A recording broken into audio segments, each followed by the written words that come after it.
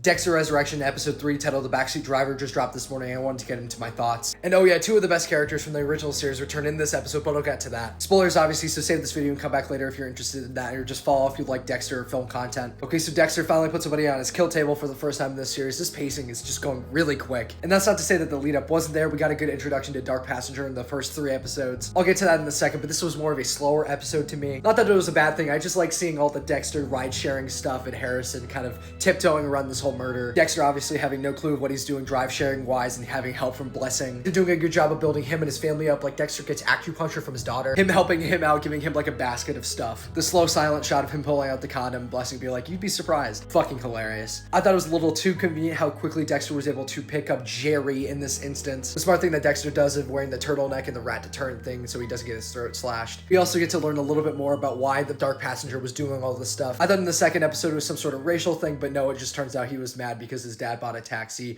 and then like Uber drivers or your car drivers stole all the jobs or the taxis in town and then he killed himself. It might be still partially that because of the way he was talking to that guy, but thank God he's dead now. And as many people assumed, as did I, he's going to be taking on the Dark Passenger moniker now that he's dead and he's learned this invitation to this special gathering of serial killers. Personally, plot-wise, I think that's a lot better than him just showing up as the Bay Harbor Butcher to this gathering. Obviously, the connection is still there and will probably be showed later in the show, but I'm liking this lead up so far and the fact that we haven't even seen Peter Dinklage's character, Leon Prater. Charlie, played by Uma Thurman, shows up one time again, being just extremely rude to a waiting staff. Not the worst thing that she's done because she did kill a person in the last episode. So I'm guessing, as we've seen in the trailers, that the next episode is going to be Dexter showing up to Leon Prater's like place, shaking his hand. And now everything is connecting with the hoodie and stuff in the trailers. You can even see in one of the trailers the light that they show in this episode around his neck. This episode was a little bit more Dexter focused, but we got some more of Harrison. Investigators were on his tail, knew exactly what he did, and he just pulled the card of, oh, I've been living here, I didn't want anybody to know. Because he's faked some sort of thing of, oh, he was sleeping with some other girl that night. With how shaky he's being with his alibi, I'm still assuming that he's going to be a suspect here. Also, the main investigator, she's just fucking on it. You know, it's a little cliche, but let's not act like the series hasn't done a lot of cliche stuff before. We get another scene of Dexter surveying Harrison from afar. When they meet, I don't know. I'm assuming it'll be some sort of midpoint in the series. I don't imagine them dragging this that far on. But he's meeting with Elsa, who Dexter sees, oh, he likes her. And we learn specifically in this episode that Elsa has been the one allowing Harrison to stay in the vacant rooms. Because he uses it as a part of his alibi, she gets pressed by the police, and she just doesn't like him right now. Batista is back in Miami, and he meets with Quinn